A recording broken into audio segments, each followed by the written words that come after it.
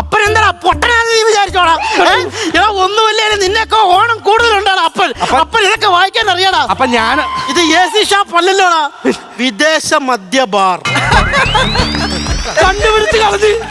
കണ്ടുപിടിച്ച് കളഞ്ഞ് ഞാനൊരു സർപ്രൈസ് തരാൻ വെച്ചിരിക്കുന്നു. അതെ ബെന്നിമാന് നിന്റെ സമയം കളഞ്ഞ ചെറുതോറണം മേടിക്കുന്നു, അടിച്ച് പാമാന്ന് ഓടെ കിടക്കുന്നു. അങ്ങോട്ട് കയറി ചെന്നാ ഇപ്പൊ തരും. അതിന് ഓർഡർ ചെയ്യണം. ആണോ? ഓർഡർ ചെയ്യ, അപ്പൻ ഇവിടെ ഇരിക്കും. ശരി, ഈയിടെ അങ്ങ് വിജയിച്ചങ്ങ്.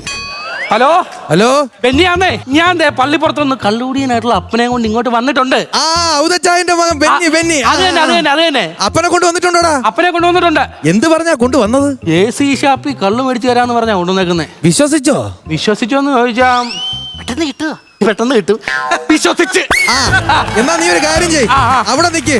ഞാനേ എന്റെ ഒരു ആളെ അങ്ങോട്ട് വിടാം. ബെനറ്റ് ഇട്ടൂപ്പ് ബെൽറ്റ് ഇട്ട് പാന്റ് ഇട്ട് നീ വീട്ടിൽ പോ. അതാണോ പറഞ്ഞത്? ബെനറ്റ് ഇട്ടൂപ്പ് ഞങ്ങളുടെ ഇടവകയിലെ കുഞ്ഞാടാ. അവൻ അങ്ങോട്ട് വന്നിട്ട് കാര്യങ്ങളൊക്കെ ചെയ്തോളും. ശരി ഞാൻ ഏറ്റി.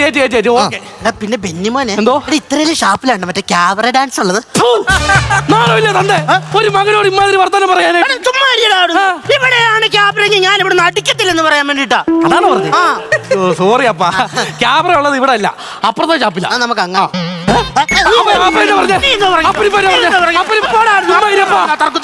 അപ്പൻ ഇവിടെ ഇരുന്നോളാം. അപ്പൊ പോക്കിയേനെ